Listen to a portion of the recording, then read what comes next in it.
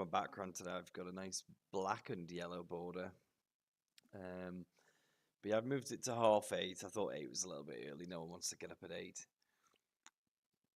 Today's quite an interesting one. We're going to go through, I get not criticized, but a lot of people message me asking me to cover the basics. And I guess I always jump in the deep end. So that's what we're going to do today. We're going to basically go through the basics. So with that in mind, let's get started. So I can make that fill the whole screen and get rid of that gross sidebar, but maybe not. So what are the different stages of startup funding? Good question. And I've actually got a presentation on this one that I'll quickly run through. I should have known what question one was going to be.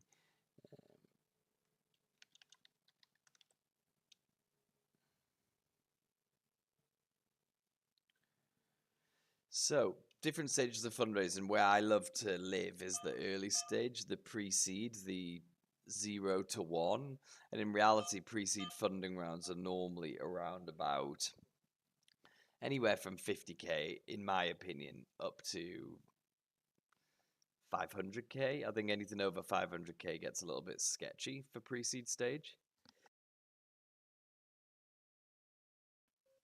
That being said, the problem with seed is that seed is just so giant. I saw this morning a French company called H raised 220 million seed round. So if that's what a seed is, then surely a pre-seed should go anything up to, 10 million, 15 million, something crazy like that. So yeah, I think that the stages are a little bit weird. For me, it splits better into revenue or no revenue. I think that's where it kind of comes in a more natural split anyway. Let me just bring this slideshow up because it's semi-interesting.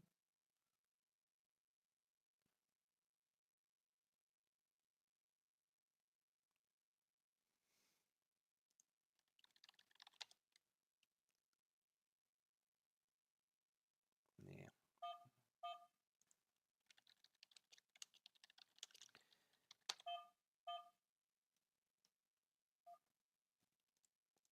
Okay, what we want is a picture of this Valley of Death. Here it is.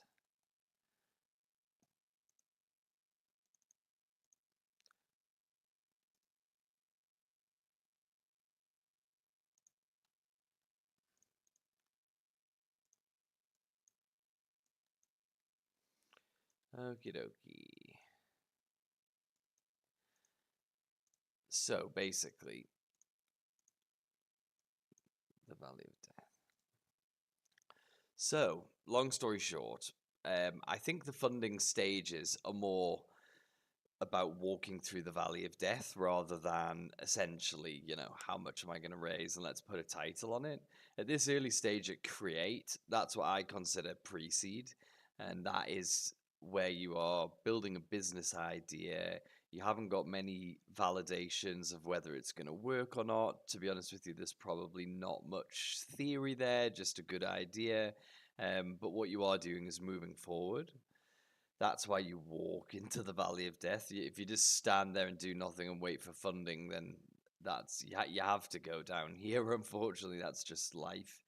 Um, as we move to release and morph on this graph, again, this is not my graph, but as we move on to those parts of the chart, for release, that is still pre-seed definitely. And then once we start coming out of it, that's where you start to get into seed funding, or you may have heard of it being called as growth capital. There isn't really a right or wrong phrase again at this earliest stage, but the different stages for me more aligned to where you are in the growth cycle or the life cycle of a business rather than, arbitrary figures basically. Cool. So I think that's that really. Different stages of startup. Next question, everyone's favorite question.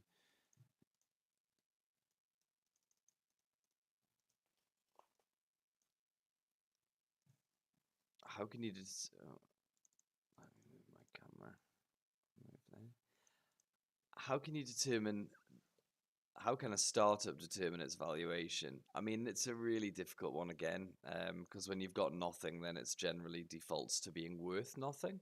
And just by the way, we're streaming across 4 platforms this morning. We're on LinkedIn, we're on YouTube, we are on Twitch. Even though I got copyright striked on Twitch yesterday, that's why there's no music. And we're on X. So hello to everyone on the different platforms. I generally look at the chat on LinkedIn. Um, However, I'll try and see different chats as I go, but I don't know if that'll be possible. Anyway, start valuation. There's a couple of different ways. The first one, which people hate, and I sometimes get hate in the comments for this, is a default valuation. And a default valuation is I want to raise 100K and I'm prepared to give away 10% of my business, and it doesn't take a mathematician to work out that the value of that business would be £1 million. So you use £1 million default valuation. Um, like I say, people don't love that. It just feels a little bit too basic and simplified. However, the alternatives are pretty grim. You've got the VCT method, which is famous for being ludicrously crazy, especially at the early stages, because it goes off forecast. So you forecast your 4 years worth of sales, and then you take the big number at the end and you add a load of multiples to it, and you go, okay, I'll work backwards now, and my business is worth 40 million. So valuation is definitely a bit of an art. I don't think there is 100% science there, especially at the early stages. But in reality, like any market, fundraising is a buyer's market, meaning that they generally have the control over the transaction. So they're going to pay what they think it's worth. And that's normally by benchmarking. So when I'm doing valuation properly for startups, what we need to do is look left and right. We need to have a look at, okay, what's this startup worth? What did they raise funding at? What have they achieved? Okay, if they're worth that, then we think we can be worth this. I think that is the only way to do it fairly is a good bit of market research, understanding where you actually are in your journey, and going from there. Next question, a bit of a generic one, but people will like it anyway. How should startups prepare for investor pitches? Now, we're talking specifically here about the investor pitch, not about preparing for outreach, etc. So, first things first is you have to understand who's on the other side of the table. The first point I always do is research. So I'm understanding who I'm talking to, what they like and dislike. Now, one of my clients raised 100K recently, like within the last couple of weeks, and they spent the whole pitch call chatting about Aston Villa Football Club because they were both sort of Aston Villa fans and had a bit of chat about the business, and it would go back to football. And that's the type of relationship that we want. And you can only have that type of free flowing convo, A, if you're prepared, and B, if you've done a little bit of research and understand some common ground. So, first thing, definitely for preparing for an investor pitch, for me anyway, would be to do a little bit of research and understand who you're talking to. That sounds basic, I know. Next is get polished on your actual pitch. So, what I'm referring to specifically there is 5 to 15 minutes of pitching, no more. I know if it's an hour call, don't take an hour reading slides. So, get yourself ready for a 5 to 15 minute pitch. Preferably, if you can even get it done in 3 minutes and just get to questions, that would be better. So, do that, get that prepared. Next is ultimately brush up on your presentation. So, like right now, I'm presenting over the top of something. I've got lots of different elements built in. I've built, whatever. So, make sure your pages that you present in look sleek and professional and well designed. Again, just taking pictures or just taking slides from your pitch deck probably won't work because the pitch deck needs to be very descriptive. The next thing to prepare is just to make sure that you're looking good and fresh yourself. I've gone for the evil tech genius look today, even though I should do some little glasses. But I've gone quite neutral with black. I wouldn't wear this for an investor call. I look a bit like a stagehand, someone who works in the theatre. So I would probably want to dress a little bit smarter or a little bit edgier or a little bit vibier. Maybe put on like loose Spanish shirt, something that sort of gives a bit of personality. Again, we're trying to win people over and create relationships, and you can only do that if you've got little quirks and personality. So prepare for the other person, prepare yourself, prepare your pitch, prepare your slides. Um, yeah, just get prepared. Don't just walk in blind.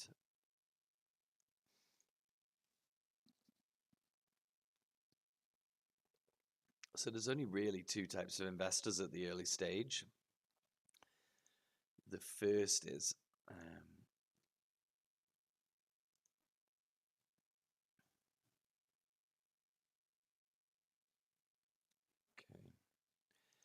okay. So two types of investors: friends, families, and fools. FFF. You've probably seen this banded around a little while. Friends, family, fools. It's a bit unfair to call them fools because they're not fools. They're just propping up the entire economy. Most businesses, apparently, according to the statistic, get around 23 to 25K from friends and family. Outside of that, normally the fools come from their sort of immediate network. So I always imagine it like a dartboard ultimately. We start at the very middle, and that's going to be people who you can easily access who believe in you. So when I'm pitching to someone who knows me, they've already got the context of, oh, Jamie's a good guy, he turns up for work every day, he's smart, he's charismatic, he's, all of these things. So I don't really need to pitch super hard. And it makes it easy. The next stage, when you go slightly out from the bullseye, maybe people that you've worked with in the past, they're not your friend, they're certainly not your family, but they've got a level of trust in you. And as we go out of the dartboard, ultimately that trust dissipates, and what we're left with is just the cold pitch in its absolute form. So with that in mind, there's only different types of investors that are going to invest in a business at an early stage like this. It's just a reality. So that is friends, family, fools, high net worths who are sort of in your immediate network. And beyond that, it can just get a little bit random, to be honest. I met a lady once who was an amazing fundraiser, and she got investment on a Zoom call, 165K from just a random guy in Costa Rica through a LinkedIn chat. So you never really know. We like to build a system that ultimately, um, that ultimately catches these random anomalies. But in reality, funding's only going to come from either friends, family. I hate saying fools, but fools, that's the group. And then high net worths who sort of understand the space or new to startup investing. The UK definition now is a joke. It's like 60K or something income to be a high net worth. So it's pretty low. Yeah, it's pretty low barrier there. So you just have to get creative. Next question. This is an interesting one, actually. How important is having a solid business plan when seeking funding? Now, let's split the business plan into two elements. One, the actual business plan, so what it is that you're raising funding for, and two, the documentation. So, first, we'll tackle the documentation. Business plan. I don't necessarily think you need to have a business plan when fundraising. I often get asked if you need a business plan, and to be honest, it's not something that's present in every fundraising deal. It can be present in fundraising deals, but it's certainly not a prerequisite. I always say that business plans are more suited for commercial landlords, banks, these type of institutions and people, not necessarily angels. However, I personally quite like business plans. I find them pretty useful. I think you can go a little bit beyond a pitch deck. When you've been reading pitch decks for as long as I have, reading 5 a day for 4 or 5 years now. So, pretty large volume of pitch decks. The big thing that frustrates you is the lack of detail. The big thing that frustrates you is the lack of detail. How many times you end up just scrolling through these pitch decks like, please just tell me something unique about your company and what you've achieved. I already know about the dairy market. We've already had 5 slides on why Jersey cows make the best milk. So yeah, I think that's the only difference between a business plan and a pitch deck. It's just a detail thing. You certainly don't need the document, but it's nice to have. Now the other side is the actual business plan. Do you need to have a solid business plan? There's two answers to that, because the obvious answer is, well, yes, come on, you need to have a business plan to get funding. But if you read Harry Stebbings' Twitter, he says that if you back a great founder 99% of the time, you can get them into a product with product market fit. Whereas if you back a great product, then you see where that's going.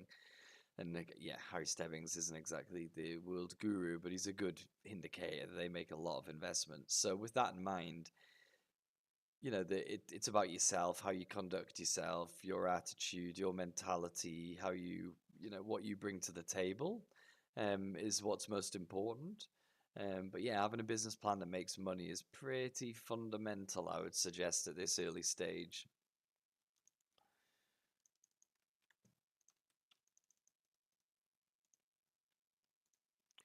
Next, what metrics do investors look for in early stage startups? That is yeah, it depends on the sector, obviously. So different sectors have different plus points and negative points. For example, if we're talking about an e-commerce business, then it's about GMV, so gross merchandise volume, or whatever value. And it's just, how much do you sell on a top level? That's what they're really interested in. They want to see these marketplaces, etc., reach 100 million GMV. If you're a service company, GMV is irrelevant.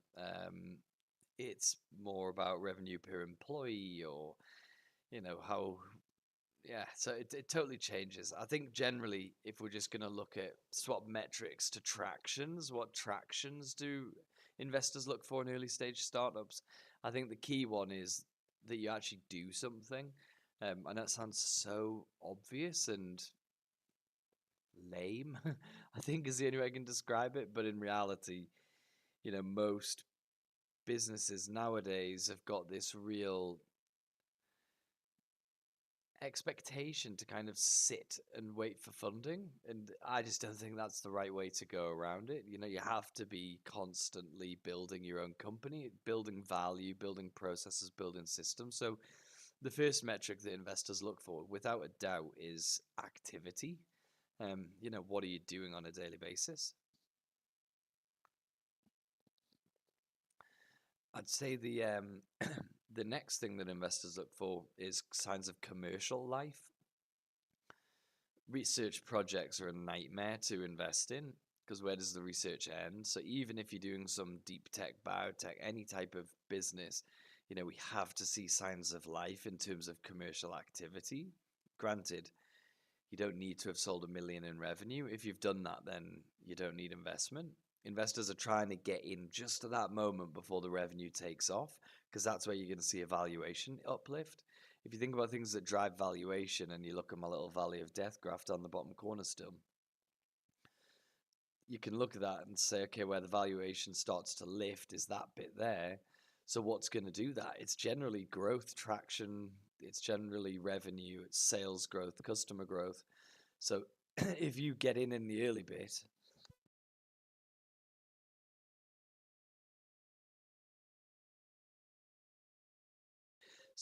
in the early bit and you wait perfectly timed, and then they take off, you can get that share increase and you get your valuation increase. So they're looking for little signs of life so they can get in at the right time. So yeah, I mean, for me, it's about activity and signs of commercial life. And activity, I mean, what do you do on a daily basis? I work with an amazing young founder who's called Filippo from a company called VizStack. It's amazing what this. I mean, he might not even be much younger than me, but maybe he's just got a fresher face.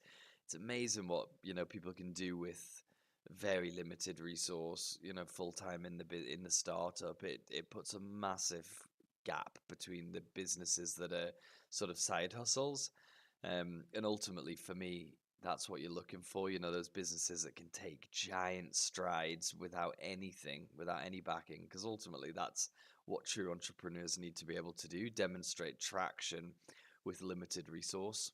So, yeah, that's a bit of a wide answer to that one.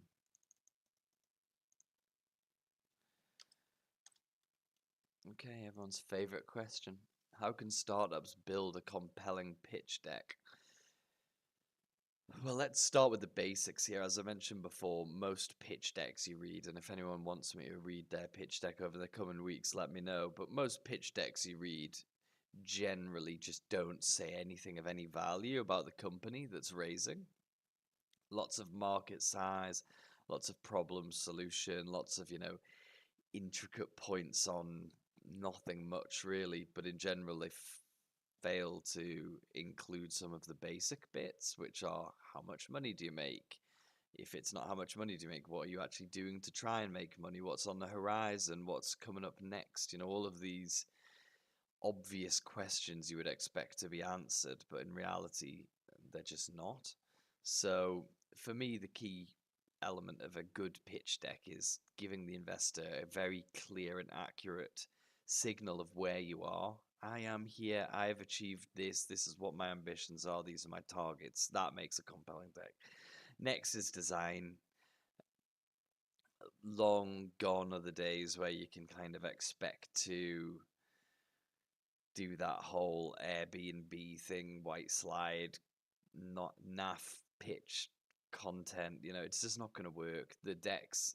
I saw Dan Bowyer post about this yesterday. He was saying it's a sort of a brutal chain reaction that the VCs want polished decks, so the founders spend a lot of time and resource on them, and then they're not good enough, and you just go forever in this process that never ends. And that's fine in a way. Like, that is fine because what they're trying to do is build a document that's good enough to get someone's money off them, and that can be used for sales. I'm starting to say more and more when I'm building pitch decks for clients, like, let's make a sales brochure as well. Let's make something that focuses on the customer, so you're getting a bit more of a rounded use. Ultimately, if you're building something that's to win someone over, whether it's an investor, a new hire, a customer, it's all the same thing. You've got to have compelling, tangible, actionable points in there. So for me, the most exciting pitch decks are the ones that are just very, very clear on who they are, where they are, what they're trying to achieve, what they have achieved. It's just very obvious when you read it what's going on. So, yeah, that would be my advice for a compelling pitch deck. Just make it exciting, and the only way it can truly be exciting is by, let's just pull him up a little bit. Okie dokie. What are the pros and cons of bootstrapping a startup? Um, I think bootstrapping has such a weird connotation. I think bootstrapping is a weird phrase, and I also think lifestyle business is a weird phrase. Granted, most businesses that I work with or aim to sort of advise are in the startup funding space. So, they're seeking funding by design. However, I'm a bootstrapped founder many times. I just prefer it personally. So let's go for some pros. The pros of raising funding: you feel like you're not in it alone. You feel like you've got a bit of accountability. You've obviously got extra firepower to attack the problem. You've got um, a journey to exit. I think that's quite an important thing. If someone's bought a share of your business, that should be an indicator that you can sell a share of your business at a later stage. So, I think that's its key point for me. Raising funding, it's kind of getting you on that journey to exit. Granted, 80% of startups never go on to raise again, and I think it's like 0.3% from first funding round actually exit of any sort of value, or I think maybe 3%. So it's so small. So I don't think that's a true pro. The pros of bootstrapping are You get to keep the money that you make in your business. You can reinvest that for growth. You can be agile and flexible. You've got limited oversight and accountability from others. In reality, it's in control of your own destiny.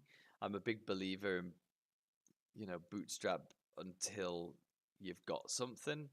And by got something, I mean some form of product market fit, maybe even just a tiny niche or vertical. And product market fit means, because I know it gets thrown around a lot, for me, product market fit means that you can sell your product and there's enough margin in it and demand in it that it can sort of scale and grow the business.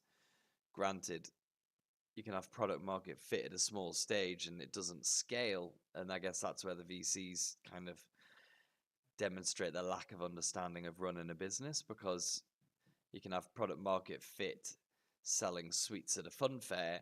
That doesn't mean you can have product market fit exiting that fun fair with your sweet shop and trying to sell in Trafford Centre or Blue Water or whatever. So, there's scales within it.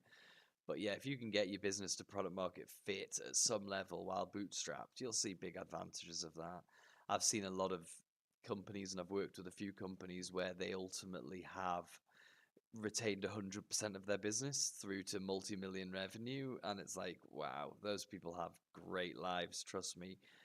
Way better than the lives of VC funded startups who've got millions in revenue, because they're so controlled. They've got pay restrictions and blah blah blah. So for me, bootstrapping should be this first stage down in the valley of death. Again, if you can bootstrap your way through the valley of death, which is something that I try and focus on a lot, understand the valley of death, understand it for what it is, get ready to pass through it.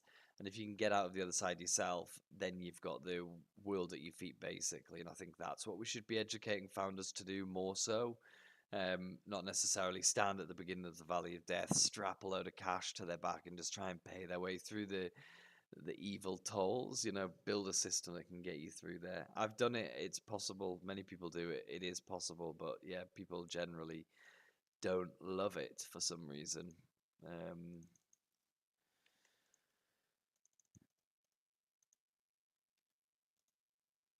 How can startups identify and approach potential investors? Well, first things first, like I said, most startup cash comes from friends, families, connected sources, your network. And people go, I haven't got a network. And as if, like, in a way, as if that's an excuse, I guess. I'm got to be careful what I say, because I don't want to. Not everyone, like, I'm from Newcastle and I live on an island alone. No friends. So I don't have an immediate network. I have to build them every time. So I get that. Not everyone went to Eton and has these large, vast networks, but we should all have some form of circle around us, whether that's professionally, commercially, who can get involved. Now, yeah, easier said than done. If you haven't got that, you have to build one. And I always talk about a gap. What's your gap in fundraising? Is it your business plan? Is it the actual resource? Can you actually build what you're trying to build? Or is the gap your network? And if the gap's your network, then you have to treat that like any other gap and go and fill it. So first things first is understanding your network, and understanding your actual gap is critical. The next is identifying investors.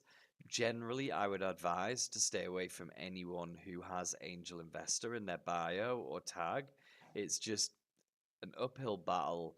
They probably know too much, have invested in too many startups, have seen too many startups to get excited by someone like yourself or myself, normal people. So, with that in mind, we go for industry, commercial, C-levels, people who are anyone over 150K in salary is classed as a high net worth investor in the UK. So that's who I focus on. I build my strategies around identifying and outreaching to those individuals. That could be the head of marketing at some company with 5,000 employees, or it could be an exited founder who's just going again, or it can be a lot of, or CFO from Pepsi Middle East, for example. They are good people to get in contact with. So yeah, I would just keep it simple, understand what it is that we're actually trying to achieve here, which is, you know, high net worth people investing in the business. And with that in mind, they're pretty vast. There's a lot of them out there, tens of thousands of them out there. I think in America there's like something like 300,000 angel investments last year. And they aren't angel investors, again, they're from that surrounding network of the business, that dartboard, start in the middle, and every time you go out, it's just, your trust dissipates. So you then have to go more into cold strategies and everything else. So, yeah, a bit of a non answer to that one. Um, but we can do a whole 10-hour session on that if we need to. What role does equity play in startup funding? Well, equity is your poker chip, effectively. Um, whilst, I mean, I guess the challenge here is that if you sell fundraising shares at 100K at a million valuation and your business is valued at a million, you couldn't sell it for a million. I'd highly, highly doubt that you could sell the whole thing for a million. So, you know, the equity in startup funding is slightly misleading in that context for its valuation. And it's also very illiquid. You can't get out of angel investments. There's no way you can ring up the founder on a Wednesday and be like, hey, mate, I enjoyed your investment, but I just want my cash back.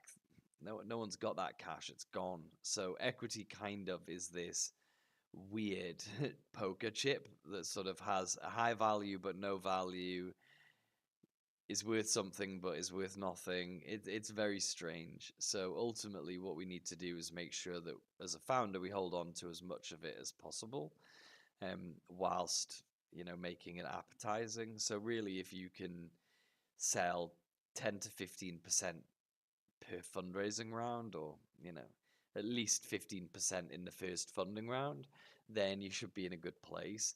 25% is too high. Anything above 20% is too high. It just feels like in that case, evaluation should be a little bit higher. So yeah, what role does equity play in startup funding? It plays a very weird role of something that has value but no value, is worth something but is worth nothing, is liquid and illiquid at the same time. So yeah, it's kind of a weird, elusive beast. But yeah, I think the only thing to say is try and keep as much of it as possible.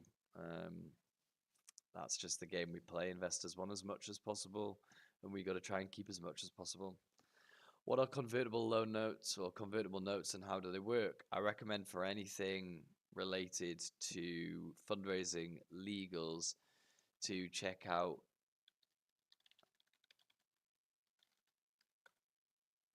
anyone who's fundraising and needs fundraising legals. I recommend to check out Founder Catalyst. They are my partner. They're my business. I do all my fundraising rounds through. Everyone who I meet, I recommend to Founder Catalyst. They've got a really transparent mechanism. So say if you're going to raise 200, say 300K, Founder Catalyst's got a fixed price fee, whereas everything else kind of scales with hidden fees, etc. Blah blah blah. So yeah, Founder Catalyst, they're my preferred choice. So they'll be able to answer this question for you a lot better than I can. But basically, a convertible note allows someone to invest in the business today and only convert to shares once the fundraising round's complete. So you get the money in now, and they don't, I guess, have to do anything until the fundraising round completes. So it's kind of like a bridge, and it sits on the business as debt. Now, the problem with that is that if the rest of the funding doesn't complete, the investor doesn't have any shareholder protections. So if it's an SEIS funding round and you've issued a convertible note, they'll not get their loss relief, for example, or they'll not, there's various different things. They don't get shareholder protections. They're kind of left in limbo. So they were very popular. They were very popular during the pandemic, just bridging money to startups. And the reason people were doing it is because it doesn't change the valuation. So if I raised 100K at a million valuation, I then have a bad year and I need to raise another 100K, and my investor says, no, you ain't getting another 100K at a million valuation because you haven't done anything. So I'll give you 100K, but I want twice the shares this time, so 500K valuation. All of a sudden, that's a terrible signal to everyone else in the world that my startup's going to crash through the floor.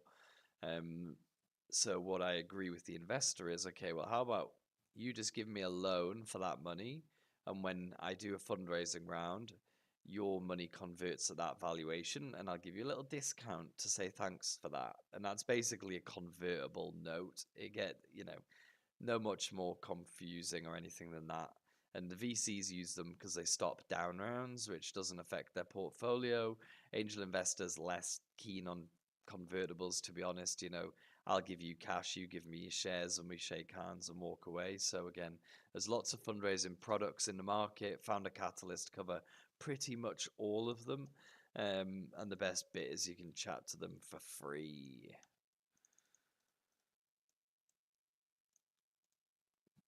How can startups negotiate favorable terms with investors? Like any deal, ultimately there's an A side and a B side,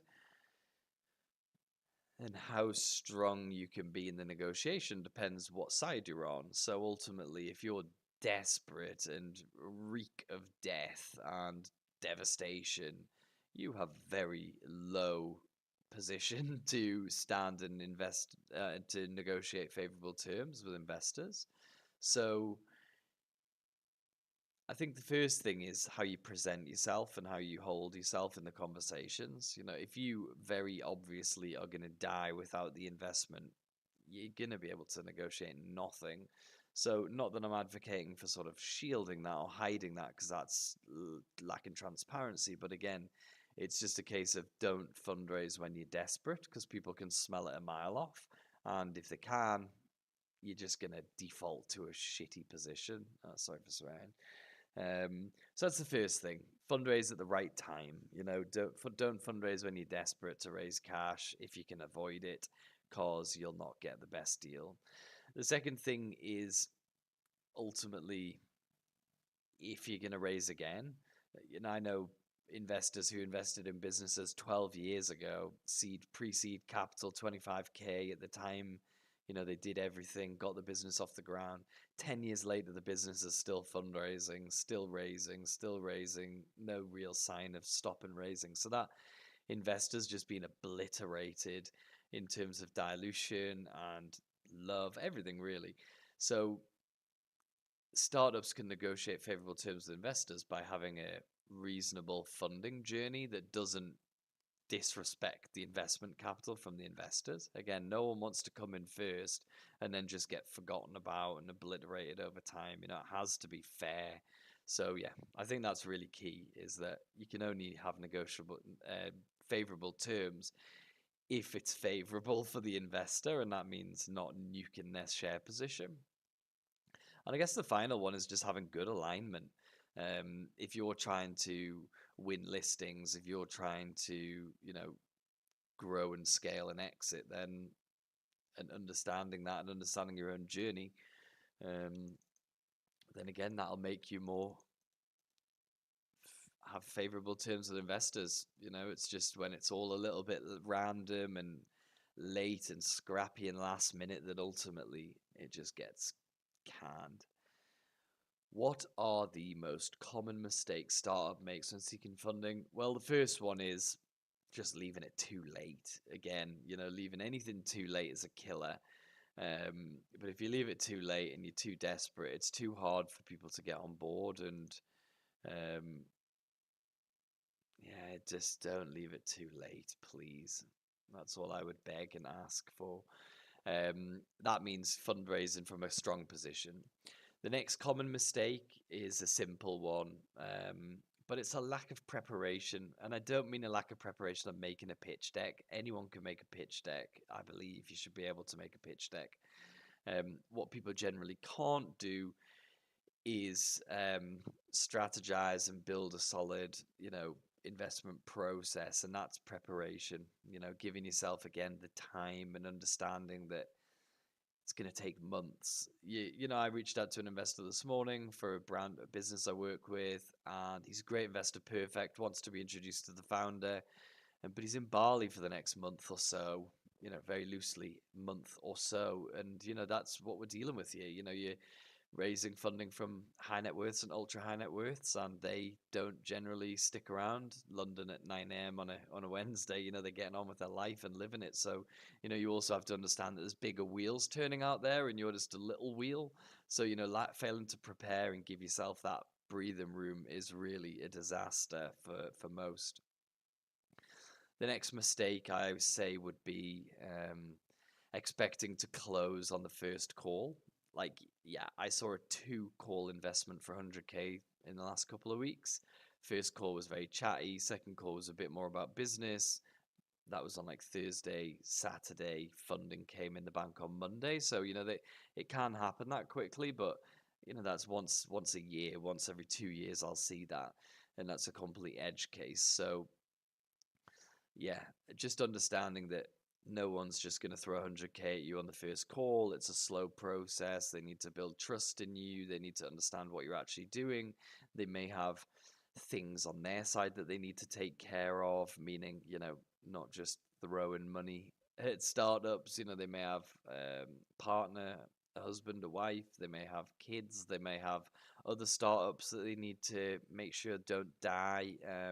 So there's lots of stuff outside our control as well. So, just making sure that you understand that it's very unlikely that someone's going to meet you and be like, great, I'm in. And I think that's a big mistake people make as they go on the pitch call and they're sort of expecting this answer there and then. And in reality, if I'm investing in anything or I'm going to join any team for funding, I want an observation period. I want to know if you're the type of business that I think you are. I want to see some evidence of life. I want to see I want to see it from the inside. So, again, a big mistake startups make when seeking funding is just that expectation that the cash is going to drop quite quickly, when in reality, it could be quite a while before you see anything materialize. Um, I think following a lot of this nonsense online as well is pretty useless. Um, most pitch decks that I see now have stripped out all of the life from them and information that's practically impossible to make an investment decision. Again, out of the 5 decks I look at a day, I would suggest only one has the information actually required to make a fundraising decision. The rest ultimately are all over the place. They're sort of telling too many stories. They're talking about the market size. And again, it's great to know the intricate details of the market size of milk chocolate, but I want to know what makes you special and what you've achieved and your quality. And just to say, we're streaming across 4 platforms today. We're across LinkedIn, Twitch, x.com, and YouTube as well. So hey to everyone there. I'm trying to work out a way in which I can bring the chat feed into one, because there are questions on Twitter, there's questions on YouTube, but I'll have that fixed by the end of this week. I also got copyright striked for music yesterday, so I'm sitting in silence today while I just build a playlist of some tunes that I can use. Luckily, my dad's a bit of a music producer, so he's gonna provide that. But hey to everyone across all the different platforms. We've got viewers on all of them, which is pretty cool. So yeah, big mistake startups make: no time, lack of prep in terms of what they're actually trying to say. There's a misexpectation or misaligned expectation that they're just going to throw the cash in randomly. It's just not going to happen. It's everything's slower, more process based than you think generally. Some people do it easy.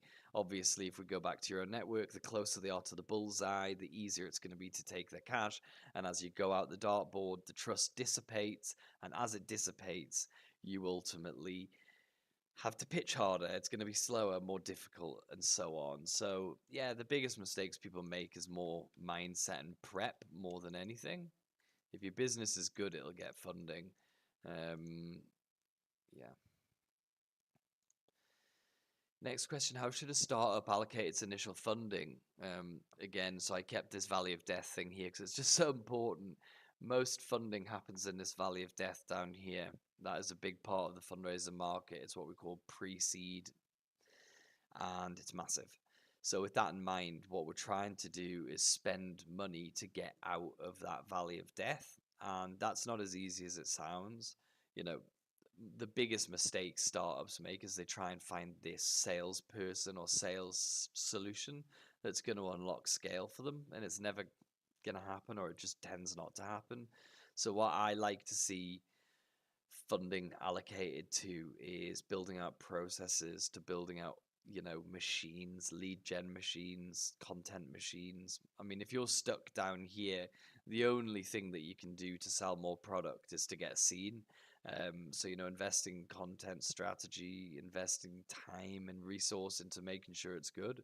I mean, again, 200, it was my first, I did this a lot last year, the morning streams, so they're not exactly new for some people. I did 230 people on LinkedIn yesterday. This will probably hit 500 to 1,000 people today.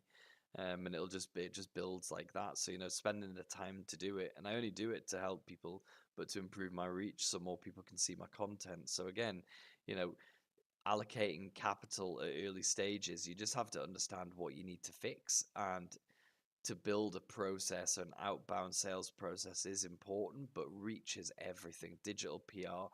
Check out Whitney Williams on LinkedIn. She's a genius at digital PR. She can pretty much help anyone. So, that's where you should be spending your money, in my opinion. Okay, we've got 12 minutes left, so I'm just going to go through as many of these as I can and just keep chatting. Like I say, tomorrow we'll have some music back, which will be nice for people instead of just silence. But yeah, I got copyright striked yesterday, so that was pretty savage. So we'll try and avoid that happening again.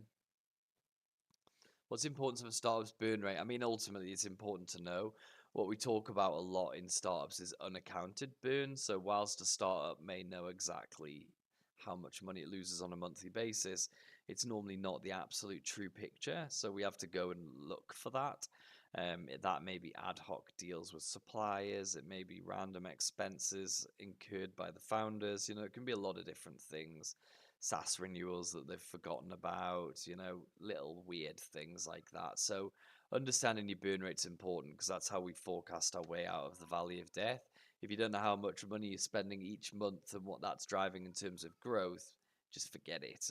It's not the right place for you to be living down here, because you've got to be able to understand that stuff. So for me, the importance of a startup's burn rate is making sure that you understand exactly where you are, and being able to communicate that is critically important. So yeah, the importance of a burn rate is just for your own self, really. Yeah, let's move on. How can startups extend their runway? I mean, the runway is quite literally how long you last, and the way to last longer is be smarter with your capital. However, if you cut the business back so much, you end up with nothing, and that is something that happens time and time again. You can make cuts, you can make cuts, you can make cuts, but in reality, there's a limit to how much you can cut and how much impact that has. So the only way that you can extend your runway is by selling your product, in my opinion. If you're having to cut and cut and cut to get, stay in the game and stay alive, that's fine. It's probably a sign that you bloated too quickly.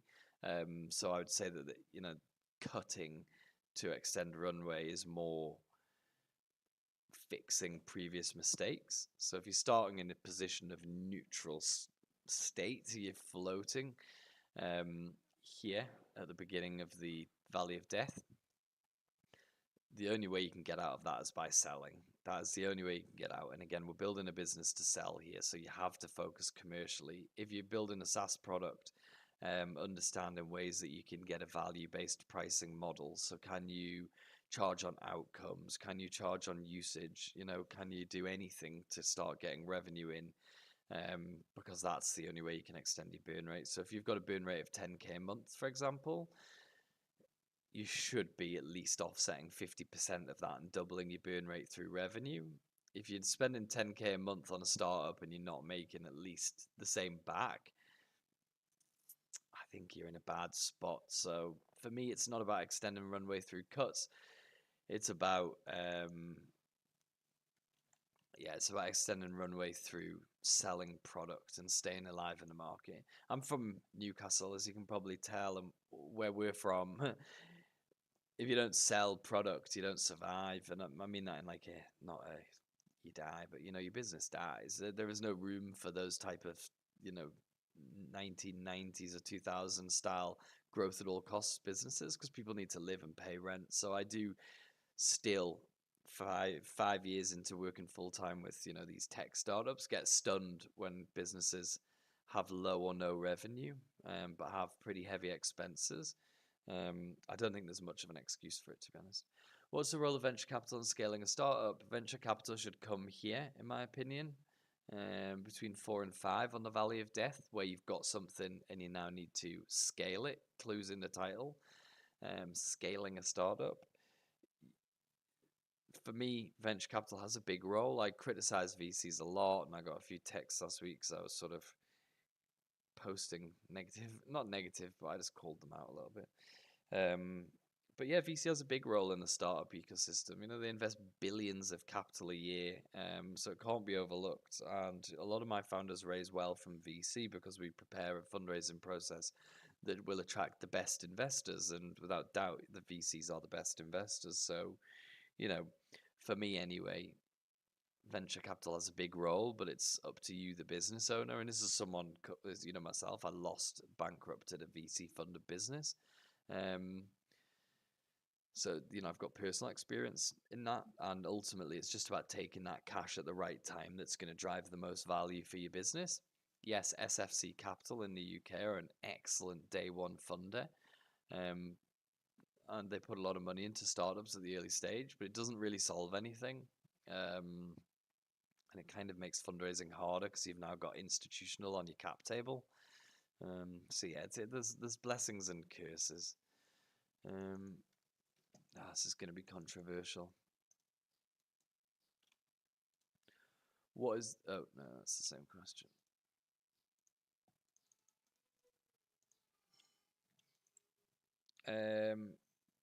One of my clients, Sarah, just had a great time on an accelerator called Unrest, and it was an accelerator for everything apart from investment, pretty much. Well, it does have a demo day, but she got her branding done, and they got a lot of good stuff from that. So I must say, the Unrest accelerator, from my external viewpoint, is very good. However, I see very little benefit. I meet startups every single day of the week who've been on accelerator programs and have got 0% further than where they could have got without it. So generally, accelerator programs are touch and go at best.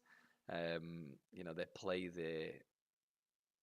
play a pretty wild game, which is stack as many startups as you can on equity-based deals and try and provide some cookie cutter advice, and a couple will make it through somewhere and you've got a share, and it's like a VC with no money.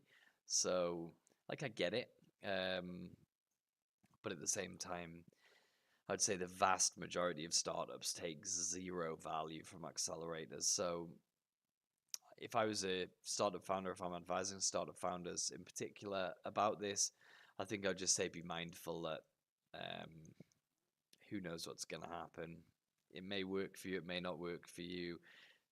Chances are it won't, from what I've seen in the market. But that's not to say that you shouldn't go for it, because again, it's at least building process and getting you aligned on a daily basis and everything else in between. So yeah, go for it. Approach with caution, approach with care. But yeah, you shouldn't have any challenges, I don't think. What are the key components of a successful funding strategy? Ultimately, output, output, output.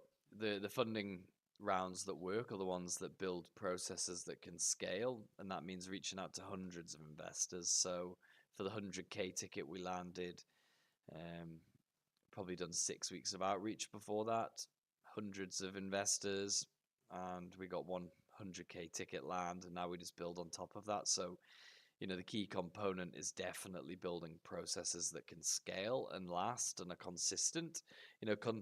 Across any part of business, consistent outputs equal outcomes pretty much time and time again. So with that in mind, focus on the outputs as the components. A funding strategy as well has to be dynamic in terms of the document preparation. So the pitch deck that you send to Uncle John is going to be different to the pitch deck that you send to an investor you meet on LinkedIn. And that's just a reality, because on LinkedIn, they've got no context. They don't even know who you are. Whereas Uncle John's watched you from nappies. So you don't need to do that whole trust me, trust the journey piece. You just have to say, look how exciting this is. So, unsuccessful funding rounds have very set in stone process and documents, and they're using the same pitch deck as they used last December, but it's just been slightly tweaked. So yeah, for me, a good fundraising strategy is someone who can adapt and iterate, is someone who can use their documents in different formats and versions, but also can build a process that generates leads consistently over a long period of time. That's kind of where I sort of sit on it anyway, personally. Okay, next question.